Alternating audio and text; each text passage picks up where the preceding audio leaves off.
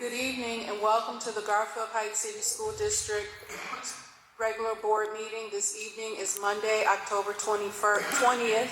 I call the meeting to order. Could I get roll call, please? Yes. Ms. Cox? Yes. Ms. Daniels? Ms. Thomas? Yes. Ms. Morrison? Here. Dr. King? Here. Could I get a motion to adopt this evening's agenda? Madam President, Ms. Morrison? can I make a motion to, for 16.1 to be amended to discussion and first read only, please? Is there a second? Second. That was moved by Ms. Morrison and second by Ms. Thomas. Could I get roll? Is there any discussion? Could I get roll call, please? Ms. Morrison? Yes. Ms. Thomas? Yes. Ms. Cox? Yes. Mrs. Daniels? Yes. Dr. King? Yes. Could I get a motion to approve our amended agenda? So moved. Second. That was moved by Ms. Morrison and second by Mrs. Daniels. Is there any discussion? Can I get roll call? Ms. Morrison? Yes. Mrs. Daniels? Yes. Ms. Cox? Yes. Ms. Thomas? Yes. Dr. King? Yes. At this time, could we have a moment of silent reflection, and the national anthem will be led by Ms. Cox.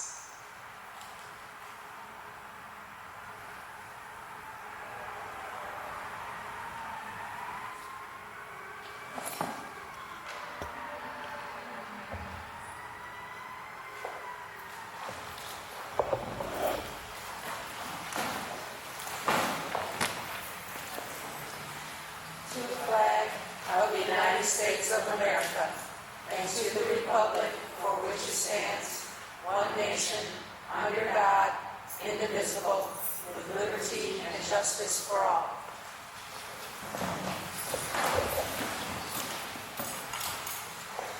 Could I get a motion to approve the minutes for the September 8th special board meeting and the September 15th regular board meeting as presented?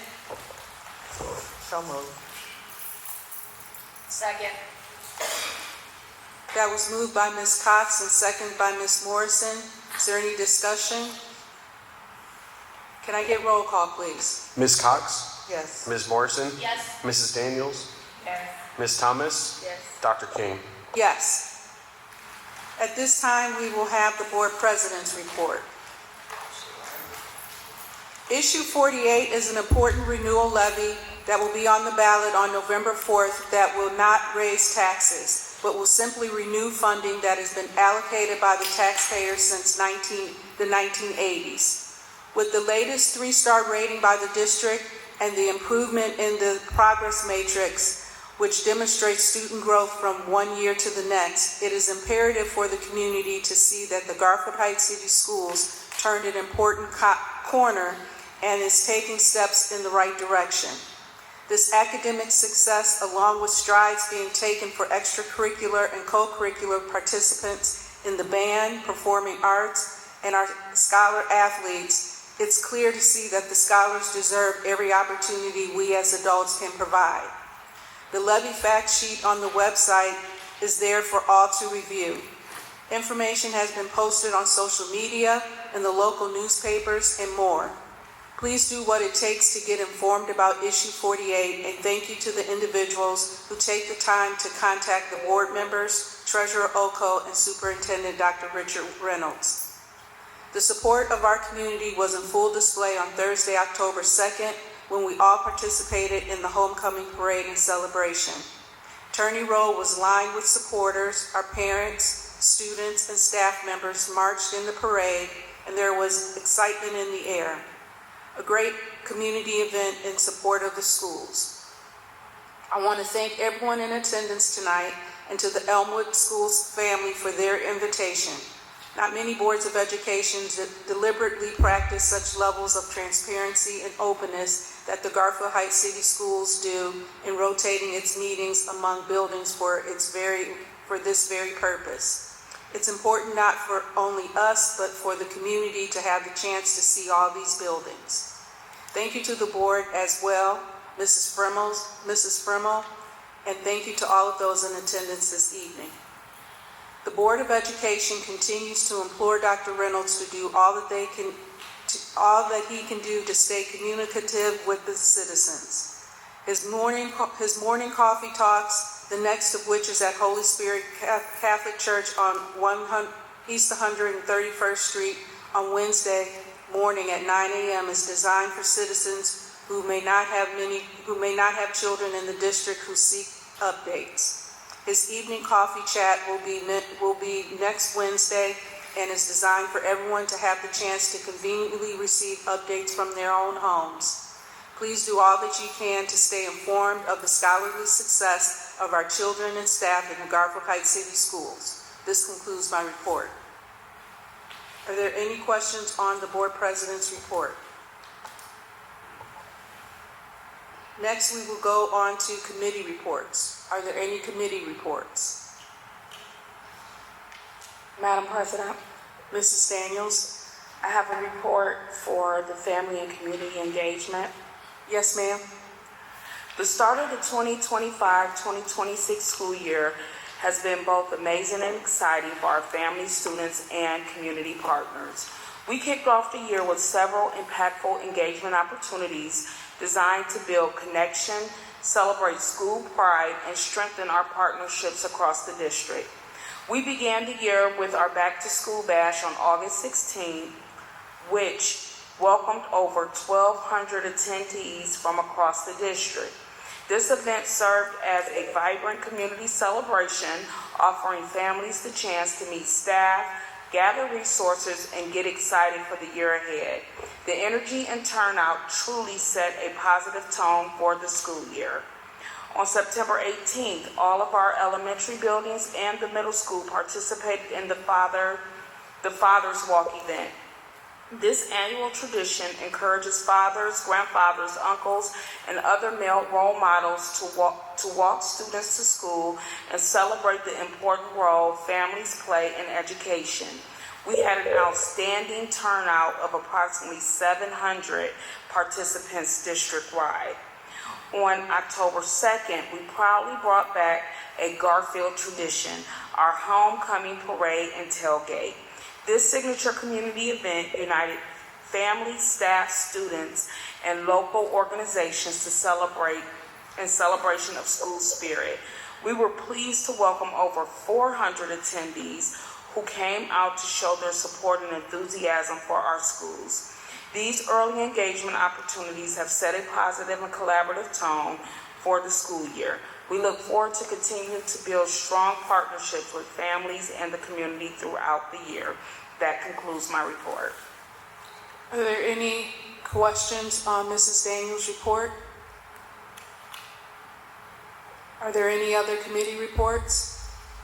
Madam President, Ms. Thomas? I have a report for CBCC. Yes, ma'am. During our September board meeting, we reviewed our student enrollment, our high school student enrollment, which is the highest that it has been since our superintendent has been enrolled. We reviewed our 5-year facilities plan, and we also highlighted 2 of our administrators for their leadership roles in their respective organizations. College night was held on October 2nd, and the craft show will be on November 1st from 9 a.m. to 3 p.m. Tables are available if anyone is a crafter and would like to participate, and it is hosted by our Skills USA students. For our student connection, I'll share briefly 2. We normally get one student from our district that's highlighted and then an alumni that's highlighted. Our student for the month is Jordan Lewis. She is a junior at our high school and enrolled in our cosmetology program. With a lifelong passion for hairstyling, she often spends her free time outside of school doing hair. When given the opportunity to join the cosmetology program, she jumped at the chance. Jordan shared that she wanted to get a head start on her career, and she thought it would be fun and creative. She's loved doing hair for as long as she remembers. Her instructor, Ms. Fox, speaks highly of Jordan's commitment and teamwork. She says Jordan is very focused and always willing to help her classmate. She's a true team player and an absolute pleasure to have in class. Since joining the program, Jordan says her skills and confidence have grown tremendously. It's been amazing to learn hands-on practicing on mannequin heads in class. She's really excited to start working on her classmates soon. She says Ms. Fox pushes her to do her best, even on tough days when she feels like giving up. She encourages her and reminds her that she's capable. Looking ahead, Jordan plans to attend college and continuing a career in cosmetology with the goal of owning her own lifestyle salon one day. Outside of school, she works at Panera and enjoys spending time outdoors with her friends. She also challenges herself academically by taking several honors and AP courses at our high school. Her advice to future CVCC students is go for it. It is so helpful, and she's already learned so much. She can't wait to see how much more she'll grow and learn while she's there. Keep up the great work, Jordan. We're so proud of your dedication and passion. And I wanted to highlight our alumni spotlight this month. She's from the class of 2004. Her name is Jennifer Cortez. She graduated. She was a student at Nordonia High School. She's gone off to work in New York. She has done celebrity makeup. She has worked in California. She has worked with the NFL. She has worked in Charlotte. She has done amazing things since leaving CVCC, and we just recently hired her back to work at CVCC. A quote from her: "I've been in the industry for 21 years now, all thanks to CVCC, which gave me the tools and confidence to step into the world right after graduation. We're thrilled to have her back, not just as an alumna, but as a mentor, helping guide the next generation of beauty professionals. Keep shining, Jennifer." And that concludes my CVCC report. We are currently planning a policy committee meeting, so everyone will receive public notice when that meeting will be held soon. Thank you. Are there any questions for Ms. Thomas? Are there any other committee reports? All right, not hearing any, we'll go on to our presentations, and I'll turn the floor over to Dr. Reynolds. Thank you, Madam President. Tonight we'll be hearing from Principal Jill Frum and her wonderful team on the work that they've been doing here at Elmwood. And I can go ahead and tell you, I'm in the buildings at least twice a week, and I've seen some outstanding things happen here. And we're very interested and excited about her presentation tonight.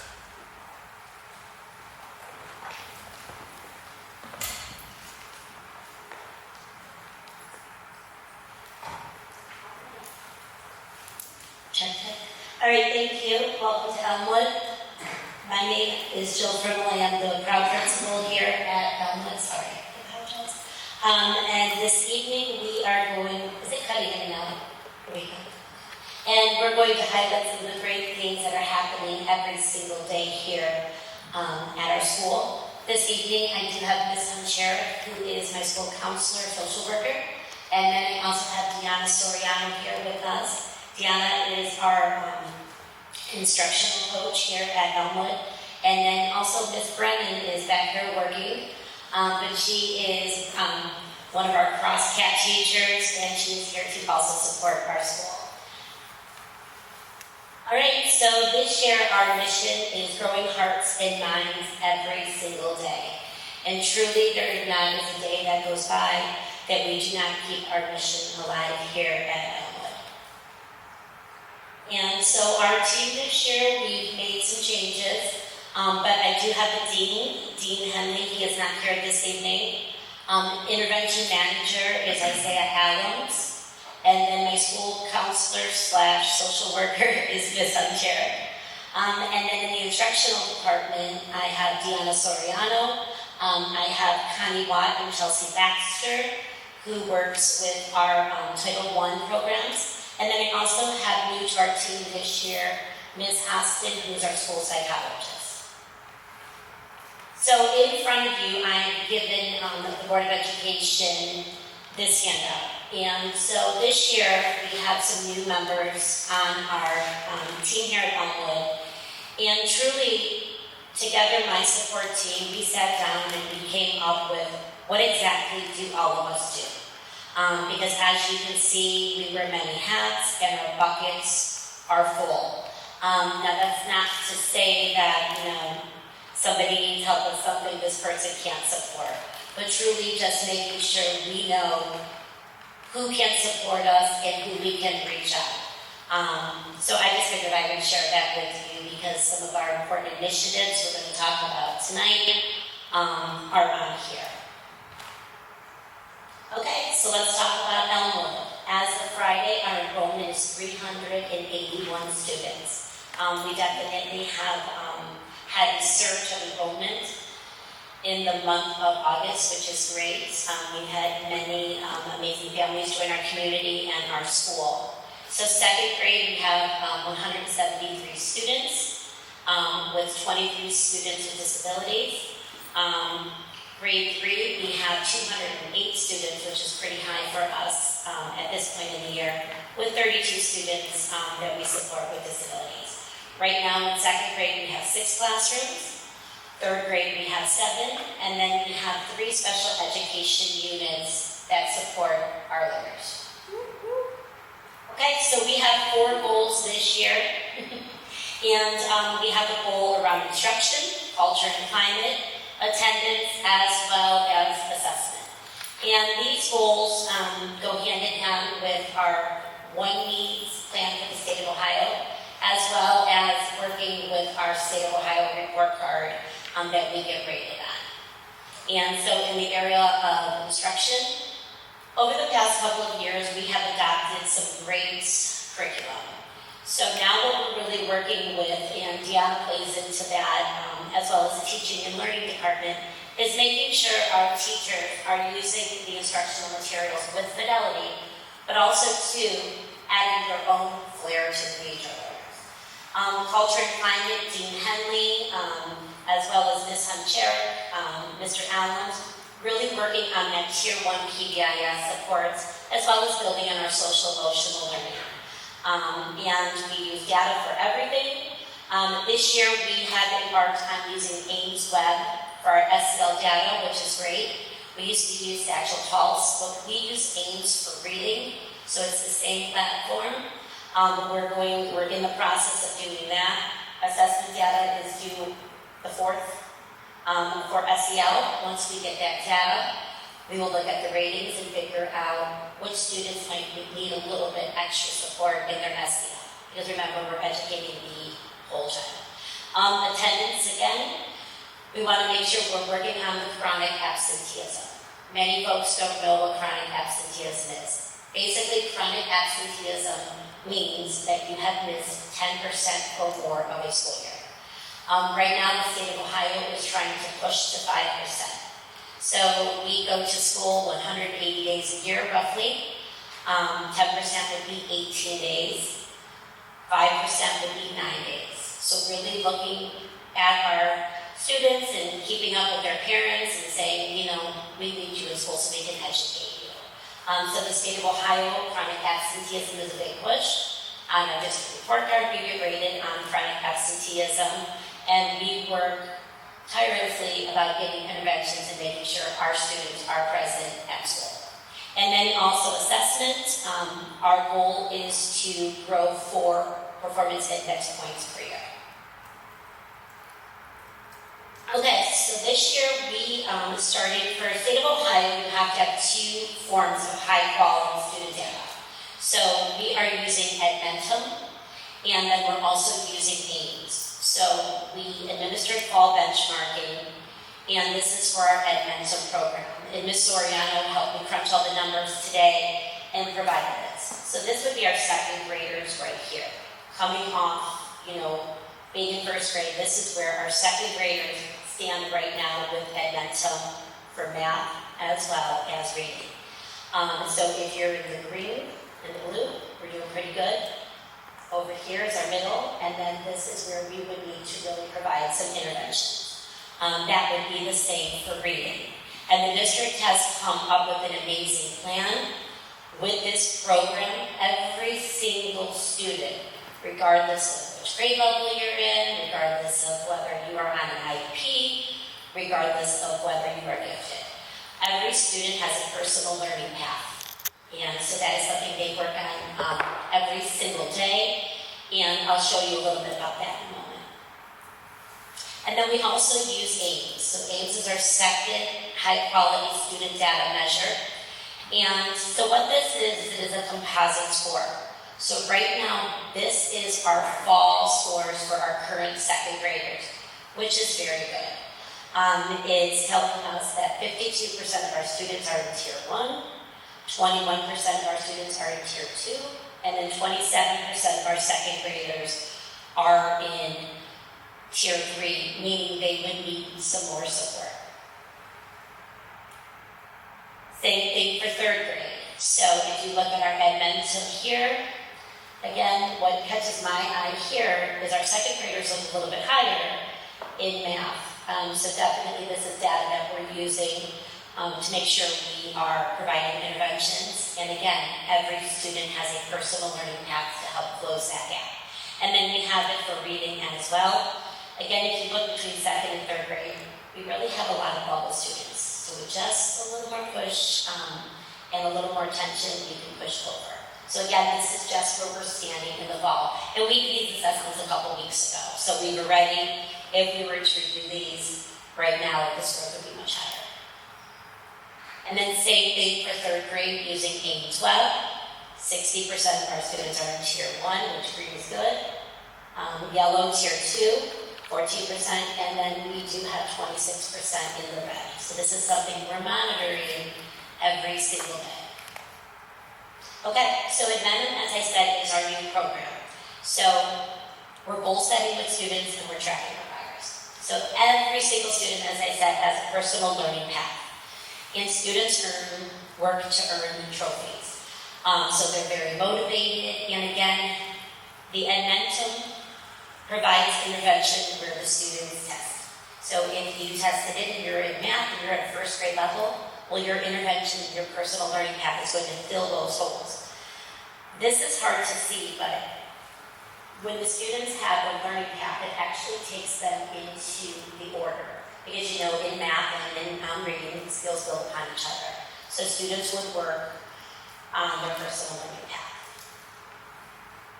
So, with that being said, what have we done so far? So we have been in school for, let's see, it's day 1 of week 9. So we've been in school for 9 weeks. And, you know, I've been here for 3 years. We never do the same thing every single year. So again, this year we're really having a laser-like focus on inspecting, making sure we're hitting everything that we need. So TBT is our teacher-based team meeting. We actually restructured the TBT process. Ms. Soriano, who is the coach, supports with TBTs, and we're actually doing TBT meetings every single week during the school day. So when the teachers have their plan time, they know every Thursday it's TBT time. What's great about that is that it allows us to work with our staff on what they need. Ms. Soriano works closely with teaching and learning to plan what goes on. And this year we have a new room called the data room. The reason I point that out is over the summer, the administration did a book study, and we did a course through Harvard, and it was called DataWise. And it was very, very insightful with what we do with our data. And the big point in the book is making time and space for collaboration.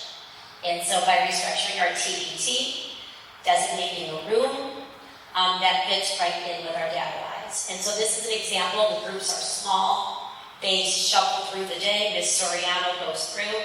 So this is one of my favorite grade teams that work closely with Coach Soriano. And as you can see, we have common planning times.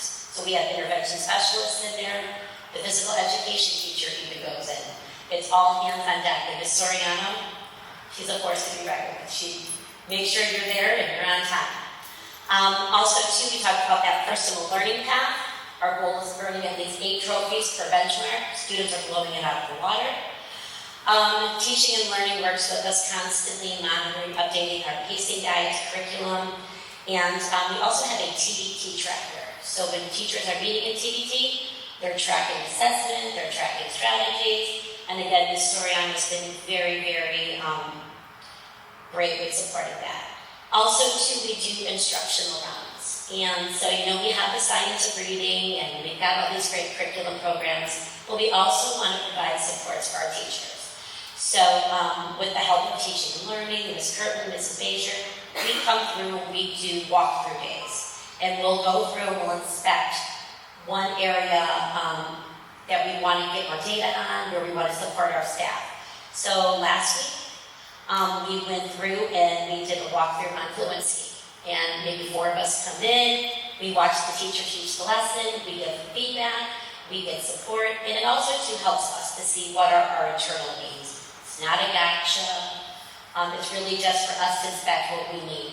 And we'll continue to do those in the area of reading, and then we'll also do those for math as well. Okay, and then constantly we are monitoring the Elmwood 30, 60, 90-day plan. This past June, we did the admin retreat before we wrote for summer. So every building created a 30, 60, 90-day plan.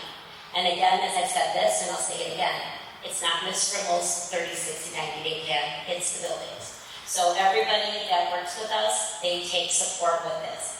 And we're doing pretty good. We're in the 60 days. Some things we've knocked off, some things we're adding to it, and that's okay.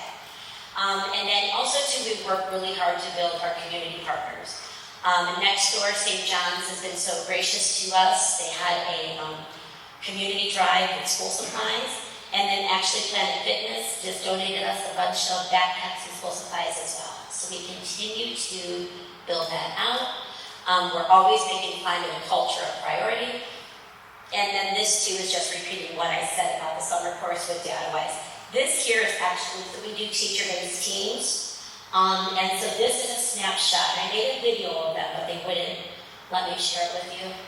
I didn't have their permission, but this is my team, and actually this is one of our TBTs. And they were working, I just snapped a photo of them, but again, they sit around a table, we look at data, we do the protocols from the DataWise, the notice and the wonders, and we also do receive support from the state support team with our TBT. So we have a lot of new members on our team that they work really hard. Again, making time for collaboration and space. Okay, so this is just a quick look at our data room. Every student has a card. As they work through the data, we'll be shuffling. When Ms. Soriano does the TBT meetings in there, they actually go up to the charts. They look at individual students. So we were very fortunate to have that. This here is some trophy trackers from Ms. Katz's class, 2nd grade. As you can see, they're working really hard to get those stickers and earn those trophies on their personal learning path. So we're very excited about that. And again, culture and climate is a priority. This year we changed up a couple of things. We do something called positive office referrals. So students can receive positive office referrals for following our PAWS, which is our PBIS. We made a deal with the students. We said we receive 100 positive office referrals, you can bring your pajamas. So remember, we have 2nd and 3rd grade. That's huge for them. So they earn their pajama day, and we just constantly keep motivating them.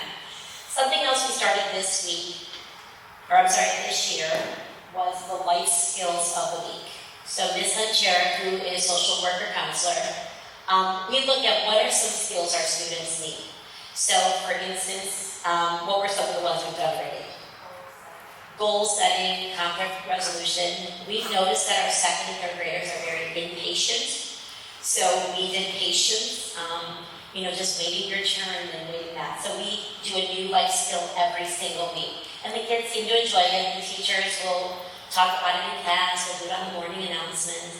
But again, this is just some of the things we did. Again, we're also tracking attendance of our staff. We did a raffle last week. Everybody that was there for the week, their name went into the raffle. I bought a $25 Panera gift card, and Ms. Katz was our big winner. So again, just keep going with the momentum of the staff as well as the students. Okay, so a big thing we say is bell to bell. Every minute counts. These are sample schedules of teachers in our building. As you can see, our day is jam-packed. And the teachers know this is posted outside their classroom. If we come in, or anybody comes in, and it is Foundations, which is our phonics program, this is when I expect you to be teaching that. And again, it's not a gotcha. It's to keep everyone on their toes and to make sure we're doing what we need to do. But again, our day is pretty jam-packed for sure. And then let's talk real quick about our building report card from last school year. So Elmwood is still at a 2.5 star, but we were still very proud of that because we did see some definite accomplishments and highlights. First of all, in our gap closing measure, we have reduced our chronic absenteeism to 40%, which is the lowest in the district. So we were super proud of that. We'll continue to make sure our students are here on time and learning. Also to third grade OST. So the year prior, students take the test in the fall, then they take it in the spring and summer. Tomorrow is our fall test. But last school year, in the fall, we had 12% of our students proficient. By the end of the school year, third grade, we do a summer, we moved up to 36%. So we moved 24% of our students to proficient. And that is not to say that we didn't, even though they were not proficient, we definitely still moved students up with their performance indicator. So that was something to be proud of. And again, too, that is the same cohort of students, following them from fall through the summer. Early literacy is a big rating on the district report cards. And we were proud to say that we increased our scores in 2 out of 3 areas. And as I said, there was a slight decrease in proficiency from third grade, but we still saw gains. And as I said, we grew 24%. So those were some things that we definitely were proud of. Okay, and as we say, the best is yet to come. We're going to continue to work on academic growth in all tested subject areas. Again, that social and emotional support is so important. And then continuous efforts to maintain and enhance a positive school culture. I believe that is it.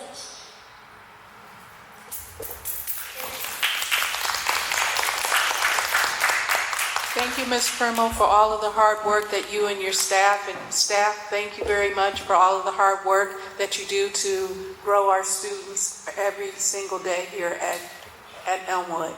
Are there any questions for Ms. Primo? Madam President, Ms. Cox? I noticed that you said the absenteeism was improved to 40%. What was it? I think it's 44, so we decreased it. Again, 40%, I think the state wants, what is it, deficit 18, and that's our 16. Oh, sorry.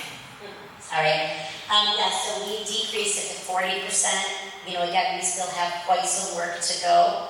The state, I believe they want us at 18 or 16%. Does that sound about right? That's right. Every year the goal is to reduce by 1.1%. So again, we want to do more than 1.1, but I think we decreased it by 4, if I'm not mistaken. Congratulations. Thanks, we'll keep at it. Thank you. Any other questions for Ms. Primo? Madam President? Mrs. Daniels? Again, thank you for the wonderful presentation today and all the hard work that you're doing here with the students at Elmwood. One of the things that I noticed, and maybe you correct me, I know that we put a lot of work into building the TSL things with the grant, and it sounds like a lot of the things that you're doing with your staff is some sustainability measures for that TSL program. Can you kind of explain some of those things and how they align? Because I know we were very concerned when we were losing that funding, but you guys had indicated that you had put some things in that will sustain the district beyond the funding, and a lot of your presentation about the teacher support today seemed like it was in line with that sustainability promise. Okay, so you're speaking like the retention of staff and supporting like the teacher social emotional as well. Yeah, and just even, because I think I sat in one time when those teams came and you guys went to make sure that, to support the teachers. Like, it sounds like you guys are continuing that teacher support component that we were able to develop with that TSL grant. Perfect. Okay, so the district had the TSL grant. I think we've had it for a couple of years, but you are right, Ms. Daniels. So you sat in and we were over at, was it here, I think, my first year, where we actually invited other district leaders in, and we did rounds, and we went into teachers' classrooms. So we had administration from East Cleveland. We had the elementary principal from Warrensville, Ms. Thompson, and that was part of our grant, which was great, was we went to area districts that serve students within the same area. And we would go into their classrooms, we would do walkthroughs, instructional rounds, and we would say, we see this, just to get some really good ideas. So when the grant ended, we wanted to still sustain that practice. So that's funny you remember that. It was 2 years ago. And so we kind of do our own version of that. And it's great because the teachers know when we come in, you do normal. And it really helps us keep our checks and balances in place to see, do we need this? What are some things that are working? But definitely that's a practice that we did get from the TSL grant that we're still continuing. Yeah, I just noticed that a lot of things that you said that you guys are continuing to support the educators along with the students. I think that's important, and it sounds like a lot of the things that you guys made a promise that you would sustain. So thank you for keeping that up. And I just got one little cute thing to say, thanks for sharing, who does what. It's just that on Ms. Huncherick, she forgot to mention that one of the things that she does is she's the reason my daughter comes to school every day. So thank you, Ms. Huncherick, for all your hard work and the impact. My daughter truly that is her goal every morning, what she needs to come to see Ms. Huncherick. And it's very important that the students have trusted adults that support them and makes them want to come to school to learn every day. So thank you for that impact that you have on my daughter every day. She comes to see her first thing.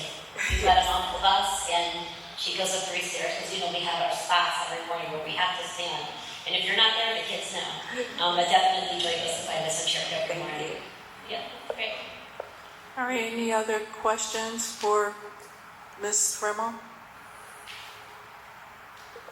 All right, again, thank you, Ms. Fremmel. And thank you.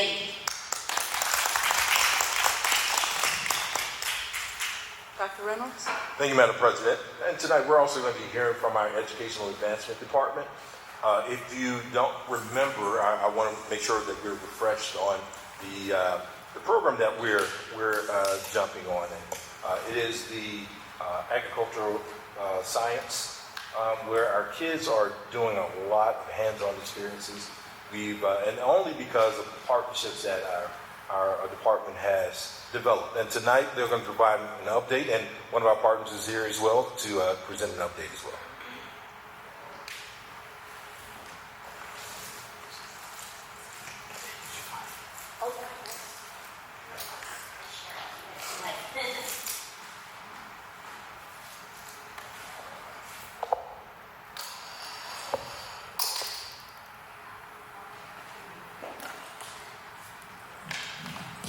Good evening. Can you hear me? Yes, thank you. Yes. Before I go into updates, I just want to thank my partner from the Trust for Public Land, Sean Terry, and allow him to share some remarks before I go into the Department updates from the program. Thanks, Shalana. I'll be brief. Good evening, everyone. Pleasure to see you all. I recognize faces. You may have recall seeing me at this is the June board meeting in last school year. I'm Sean Terry, State Director for Trust for Public Land here in Ohio. Just to recap, we're a national nonprofit organization. Our mission is to connect everyone to the outdoors. We have a land protection initiative, a park stewardship initiative, and a community schoolyards initiative, which is what we're excited to partner with Garfield Heights on. We are riding high on the recent success. We actually just celebrated our first ribbon cutting in East Cleveland last week on a game-changing investment in that community. Long time coming. Our national program, which started in New York City almost 20 years ago. It's proudly converted over 200 playgrounds and created functional green spaces where students not only have safer, more vibrant places to play, but an extension of the classroom with outdoor learning spaces where we bring environmental stewardship closer to the learning experience. In Philadelphia, our community school yards program is actually underwritten through their version of the Northeast Ohio Sewer District to capture stormwater in their community schools. So each one of our programs has a unique niche. I'm really excited to explore this one because it's near and dear to me personally. As someone who went to an agricultural high school, my experience and the immersive learning that I was exposed to really launched me on my career in conservation and environmental justice. Was thrilled to meet Mr. Pavlik and some of the students this past weekend at the Goodall Green Partnership Farm Tour. That's a partner of ours. We work very closely with Goodall and other partners that are all sort of invested in food security, community gardening, urban gardening. We're really, are in a unique state in that 1 in every 8 jobs are tied to agriculture in Ohio. So I do think, first I'm going to applaud the leadership that you all are doing to introduce ag science to the students. I think the earlier that you can engage students on that, it can really be a game changer in their learning and where it takes them in their careers.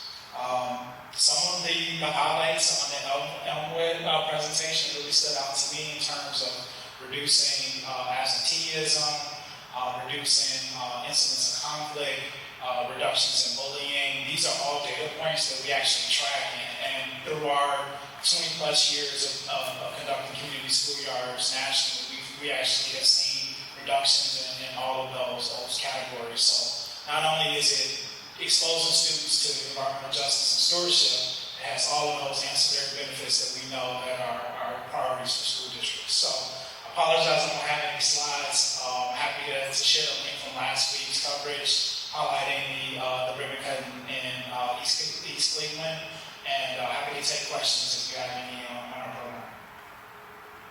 Really excited to partner with the district. We've been looking forward to this for a while. Thank you. Are there any questions? Thank you very much for your partnership. Thank you. So before I share additional updates, I just want to take a moment to celebrate that our cohort launched. It started as a vision, an idea, and now we have our first cohort of 36 students in the high school. So that's very exciting. So I just wanted to stand before you this evening because I felt compelled to share some updates on the important work in partnerships. And as you as the board focus on governance, oftentimes I think the sweat equity and intricate details of the systems and processes that it takes to advance learning in this way are often viewed from a macro level without a focus on the micro details and the sweat equity that goes into it. So it's important that as we continue to highlight and elevate this work, as your goals are, and I quote, to make Garfield Heights a premier school district where students are fully prepared to be equipped with real-life experiences, skills to contribute to a global society, and that is one of the goals that this program is helping in developing Garfield Heights as a premier school district.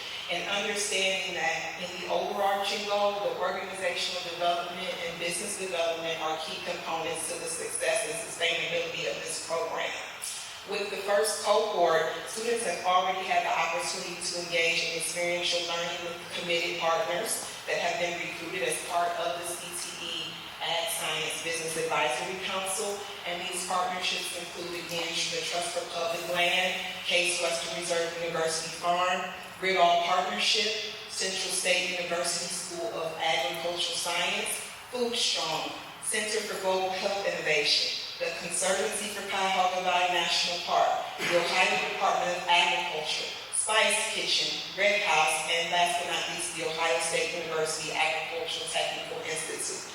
So the launch of this program, having a sole focus on agricultural science, sets it apart from other CTE programs in this region, and that really positions the district to lead in the way of developing future innovators in this region.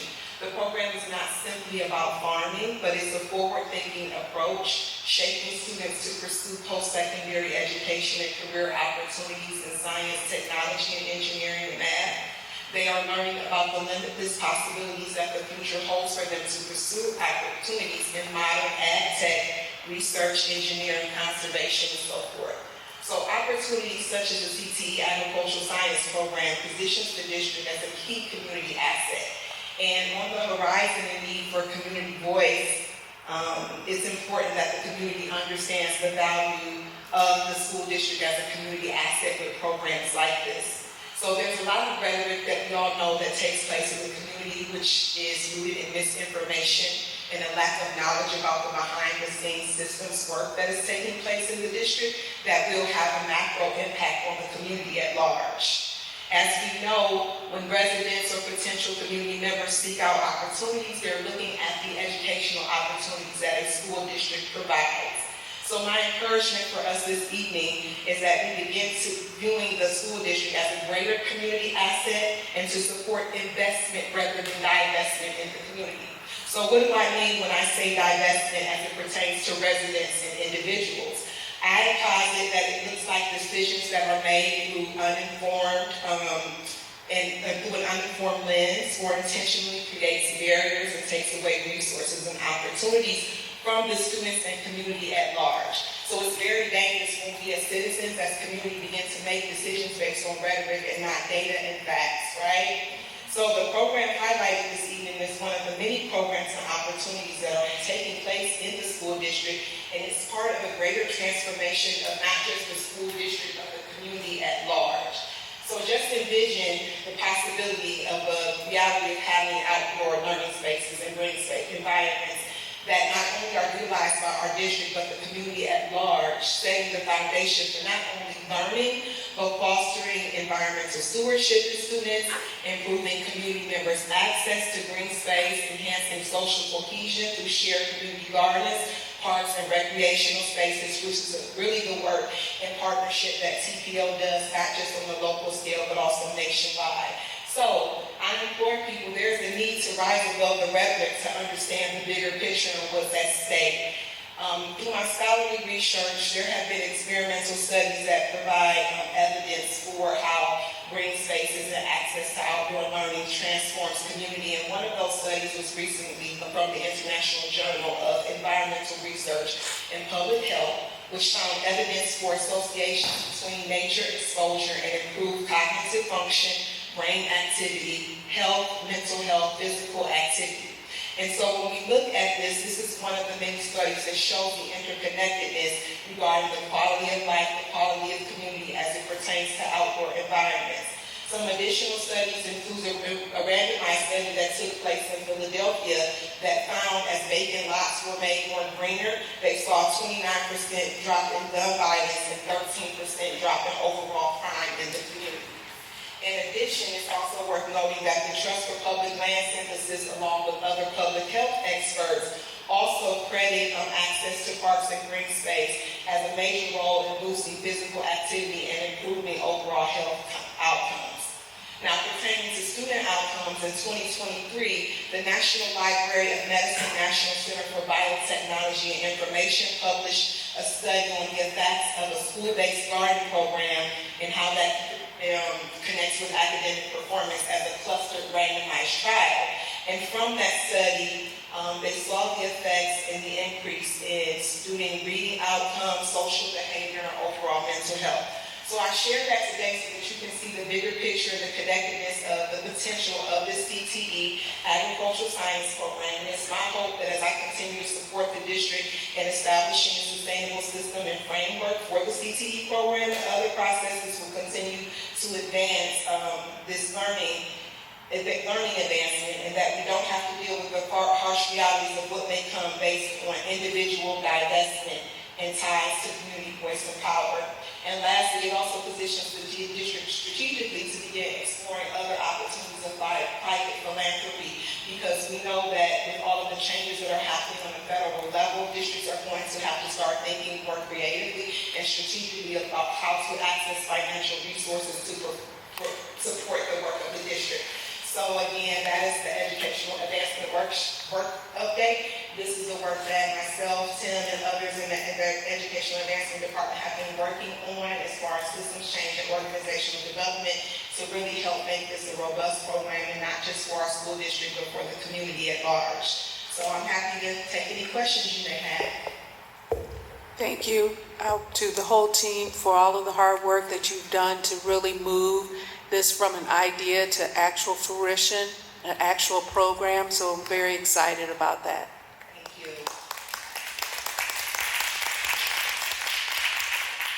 Are there any questions for the team? Madam President, Ms. Cox? can you repeat the quote on Garfield Heights being a premier school district? Yes, so I believe that was established in 2021 during the first strategic planning process post-COVID, so I have been around that long. And it's that the goal of the board is for Garfield Heights to be a premier educational institution recognized throughout the state of Ohio as fully preparing students to be leaders equipped with real-world skills to contribute to a global society. Thank you. Listening to that, I had to sit up. Like, Yes. amazing. Thank you. Thank you. And again, if you ever have any questions, feel free to reach out to our department. We will be convening our Business Advisory Council meeting on October 29th, which will be virtually. So if you are interested in sitting in just to introduce or meet some of the partners and hear about the progress of the work, we're excited about the initial partnership with Trust for Public Land, but understanding that everyone who's a part of the Advisory Council, they are strategic partners. They are giving us access to resources. They are helping to inform us of industry standards, making sure that our curriculum is top tier so that we know that our students are getting the best experience as they're matriculating in this program. So thank you. Are there any other questions for our team? Madam President, Mrs. Daniels?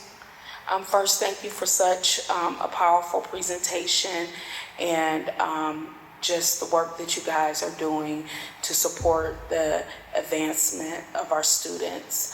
One question I do have is, how are the students selected for the cohort? Do they have to apply? So what is the process for students to become a part of the cohorts? I'm sorry, I took the mic off. So my initial understanding of the process is that when students are engaging with guidance and they're setting schedules for their upcoming school year, they were introduced to this as an option. I know this year we have started off with just making it accessible to 11th and 12th graders, I believe, but next year with the proper advanced planning, we can roll that out to 9th and 10th grade.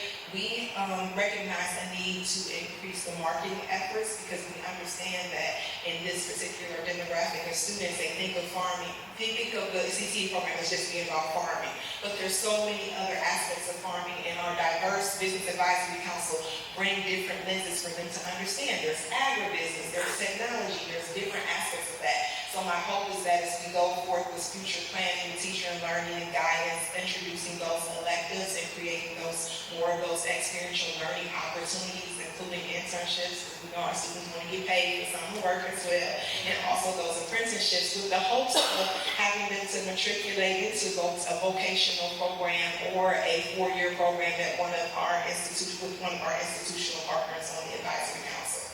So we do have some strategies in place to rev up the marketing efforts as well. Thank you. I have another question, Madam President. Mrs. Daniels? This is more towards Mr. Oko and Dr. Reynolds. This is a great asset, not just to our district, but also to our community. And we found out about all the benefits that these type of programs that the district is spearheading for not just our students, but our community. What impact financially will these type of programs have if we do not have the financial support of the community that we're seeking in a few weeks? Well, as with many of our programs, they're in jeopardy. That's why we're pushing to have more partnerships to assist us with the financial piece. But that is why it is very important that we get the information out on issue 48 regarding the things that will be lost if we are unable to gain the funding that comes from issue 48. So these type of programs are where we're trying to take the district. We're trying to provide our kids with opportunities that will help them in their futures, not just classes just to take, but actually opportunities to develop a skill set in order to take that to their next level, wherever they're trying to. What this program does, it not only just focuses on just farming, but entrepreneurship as well. And also just opportunities for kids to just advance more in an area that is brand new for them. And I was just at a site, it was at Case Western, and our kids, and I'm just looking at our kids, and I couldn't just take my eyes off them because they were so engaged in the work. It was almost as if they forgot that they were learning because they were just working and learning all at once. And these are the opportunities that we want to continue to do and provide for our students. However, all of these opportunities that we're trying to do that are outside of just the core are all in jeopardy right now. Thank you. Are there any other questions? All right, thank you again very much for all of your hard work and dedication to our scholars here at Garfield Heights. Next, we'll move into the superintendent's report. Thank you, Madam President. I'd like to thank all the individuals who participated in the ribbon cutting ceremony on Monday, September 29th at the new high school athletic complex. And thanks to all our students, coaches, and our administrators, also Mayor Burke and all of the other elected officials who joined on this momentous occasion to mark a true partnership between the school district and the community. On Mondays, Wednesdays, and Fridays, the district will open our modernized track while the weather is favorable for our seniors from 8 o'clock a.m. to 10 o'clock a.m. It's going to be from 8 to 10, and we're opening up for the community to use. We particularly thank the senior citizens who attended the ceremony and to whom this opportunity is directly provided for. Let's keep this partnership going strong through the use of this new track. And also our football stadium renovation, in addition to sparking added success to our football team this year, along with the other fall sports participant, presents just one example of alternative resources that we've used to fund some of our programs here at the school district. These alternative funding sources, and in the case of the Cleveland Browns and the Hanson Group, has helped create opportunities for our kids in our district, and we'll continue to pursue those opportunities as you see we're doing with our new partnership. And switching gears just a little bit, I want to make sure that we thank Ms. Fremmel for her hospitality this evening and hosting the Board of Education meeting tonight here at Elmwood Elementary School. This building is an iconic structure in our community and home to tens of thousands of students, children, over the several years of existence. And I wanted to personally thank you for your leadership, Ms. Fremmel, here in this building and making sure that our kids are getting what they need. So well done to you and to your team and to the Elmwood Elementary School. This is certainly a high educational standards building. So thank you for your good work here. Two more opportunities are taking place in the next week or so for the community to be informed about the schools. First, on Thursday, October 23rd, Mayor Burke is hosting a town hall forum at 6:30 p.m. at the Civic Center, during which Coach Sonny Johnson and I are the special guests in discussion about youth development. We thank Mayor Burke for this opportunity, and we'll certainly start sharing more information and update our schools as well. So hope to see you there. And also next Wednesday, October 29th at 5:30, I'm hosting an online coffee and conversations chat to update our community through a live stream on YouTube. This will allow our parents who've had the opportunity, who really hadn't had the opportunity to participate in our morning coffee sessions. This is the opportunity to participate in the evening. We will have a link in our monthly email that goes out this week, and we'll post it on social media and also the website. And citizens will be able to submit questions prior to the live stream.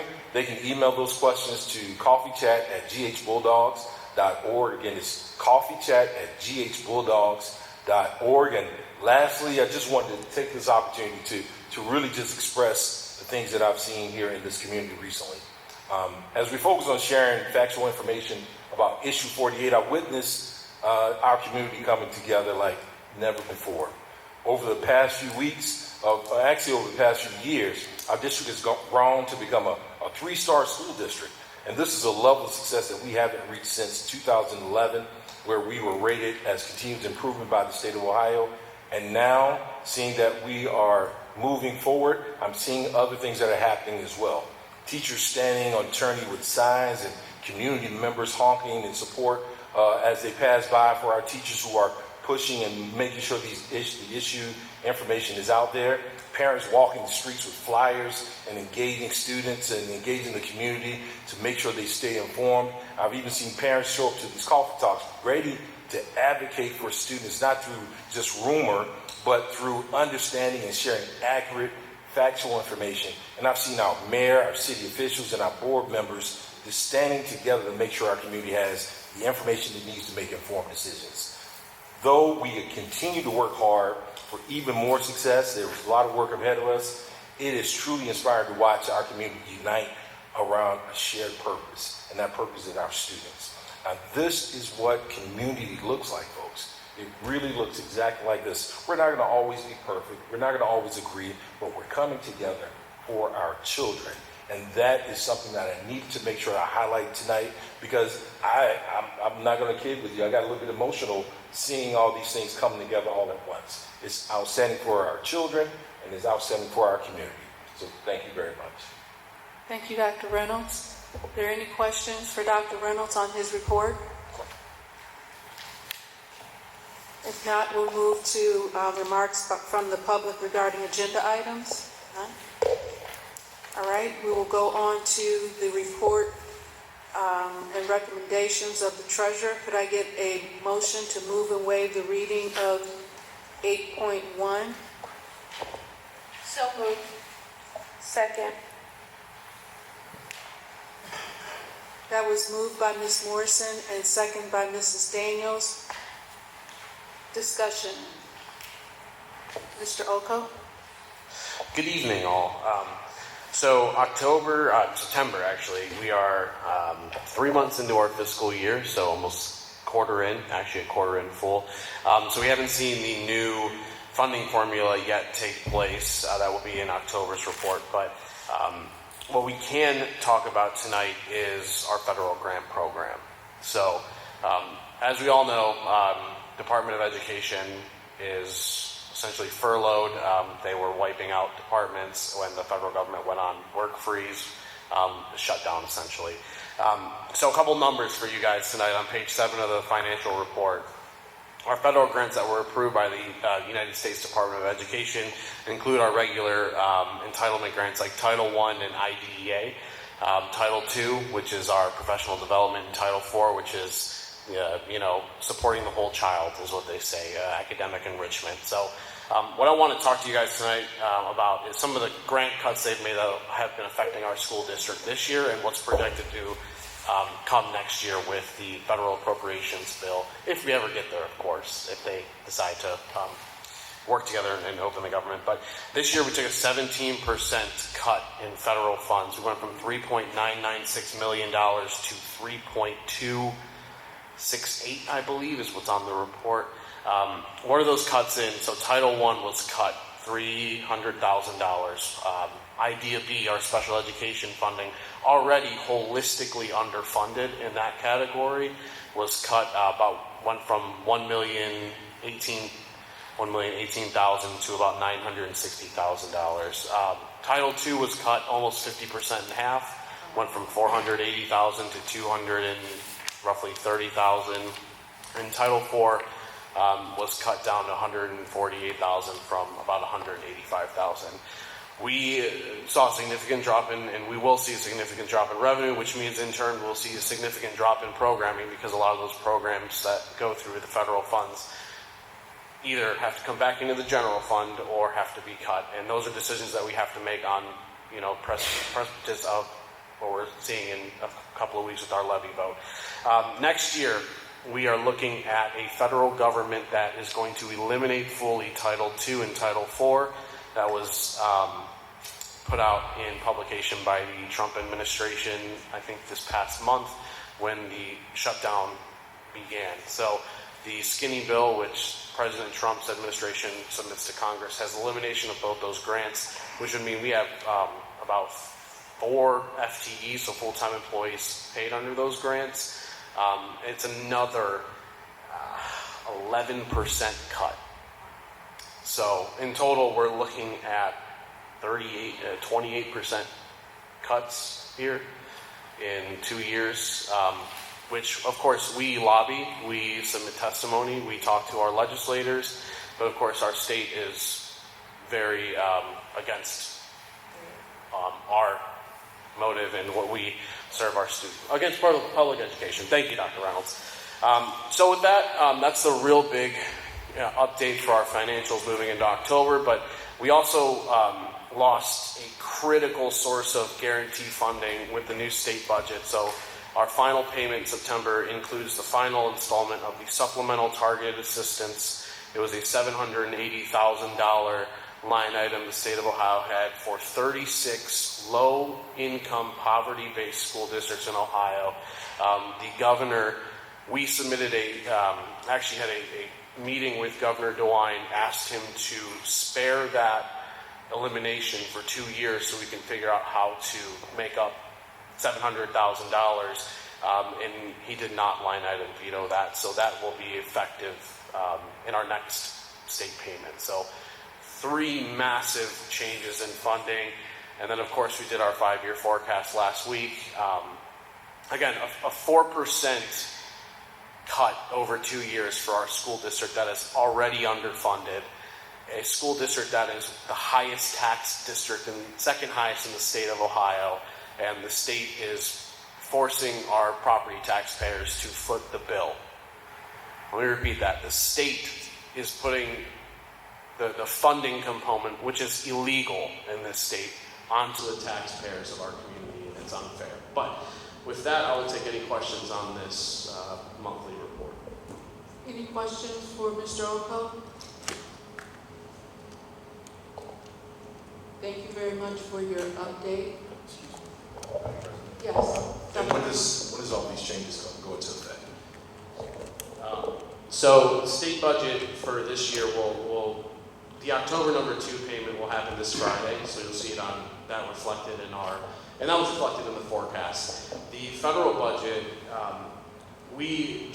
tonight you're approving the federal grant allocation. So quite frankly, the Department of Education in Ohio just got approval before the shutdown to approve about 70% of the grant expenditures from the federal Department of Education. So even if we had programs to spend our full amount, we legally could not spend it because the federal government has not fully approved our grant amounts, even though we'll be entitled to us under ESEA law.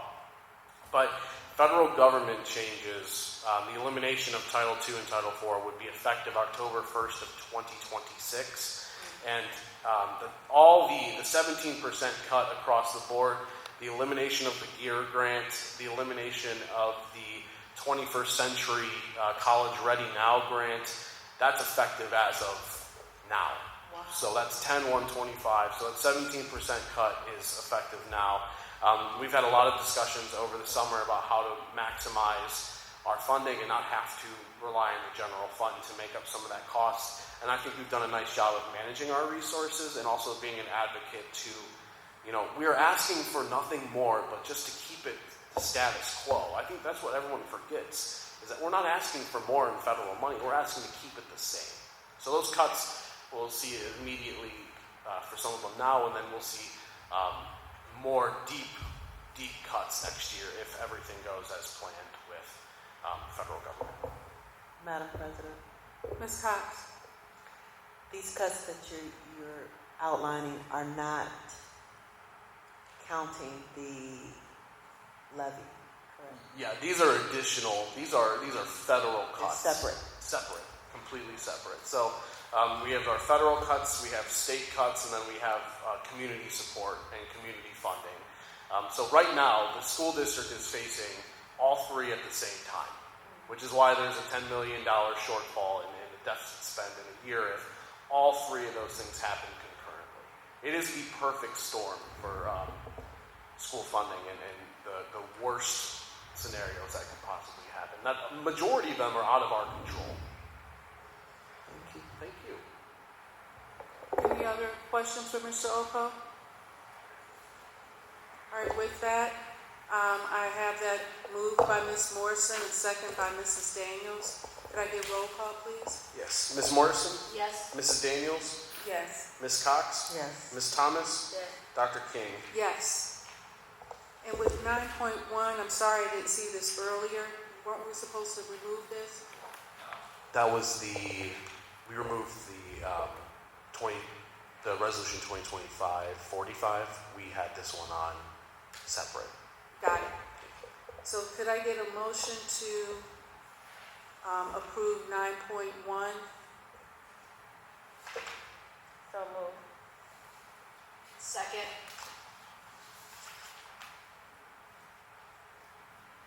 That was moved by Ms. Thomas and second by Ms. Morrison. Any discussion? Could I get roll call, please? Ms. Thomas, Yes. Ms. Morrison, Yes. Ms. Cox, Yes. Mrs. Daniels, Yes. Dr. King. Yes. All right, could I get a motion to move and waive the reading of 10.1 through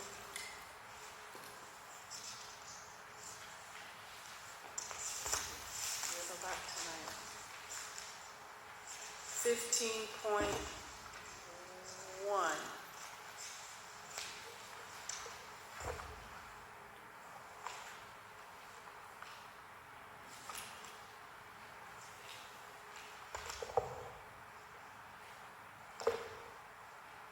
So moved.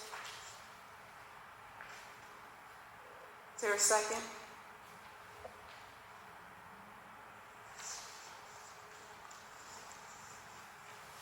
Second. Is there any discussion?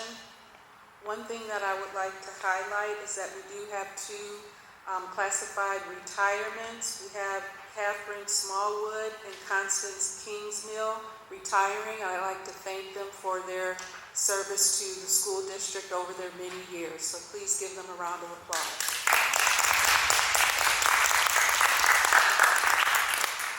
Is there any other discussion?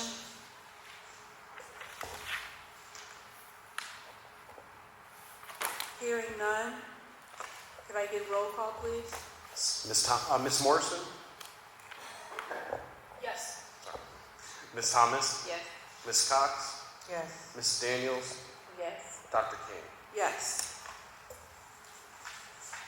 Could I get a motion to move and waive the reading of 15.2 through 18.2?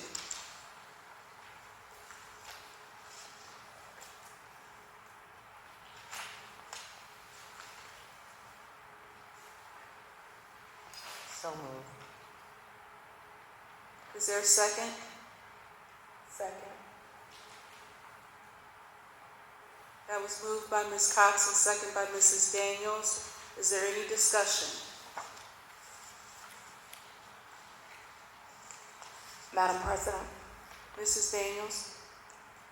for clarification purposes, 16.1 up under the gifted policy, that's indicated as the gifted policy. When I kind of looked at that language, it appears to be a more procedural, which is like day-to-day operations. We already have a gifted policy that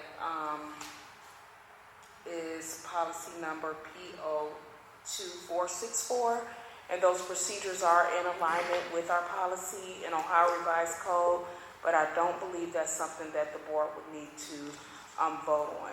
I do appreciate having the opportunity to review, but I think that's more procedural versus policy. So we will not have to, we voted not to take action this evening, so we will move that more into procedural handbook for staff. All right. Any other questions or comments? Madam President, Ms. Thomas? for item 18.1, when that instrument drive begins, I know in the document it wasn't specified as to when it would happen. Can we just make sure that we get that information? Date, Yeah. when it begins.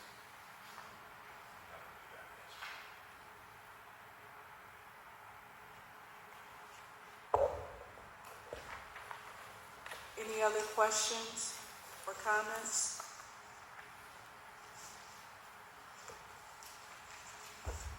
So I have that moved by Ms. Cox and second by Mrs. Daniels. Could I get roll call? Ms. Cox? Yes. Mrs. Daniels? Yes. Ms. Morrison? Yes. Ms. Thomas? Yes. Dr. King? Yes. Now we are to remarks from the public regarding miscellaneous school items? No? All right, so now we're at the end of our board meeting.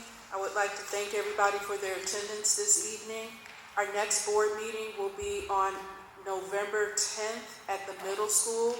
We will not have a special board meeting. The board will be attending the Capitol Conference this year in Columbus. So we will only have one meeting next month, and that will be our regular board meeting on November 10th at the middle school. Could I get a motion to adjourn this evening's meeting at 7:22? Is there a second? Second. That was moved by Mrs. Daniels and seconded by Ms. Cox. Could I get a roll call, please? Yes. Mrs. Daniels? Yes. Ms. Cox? Yes. Ms. Morrison? Yes. Ms. Thomas? Yes. Dr. King? Yes. Meeting adjourned.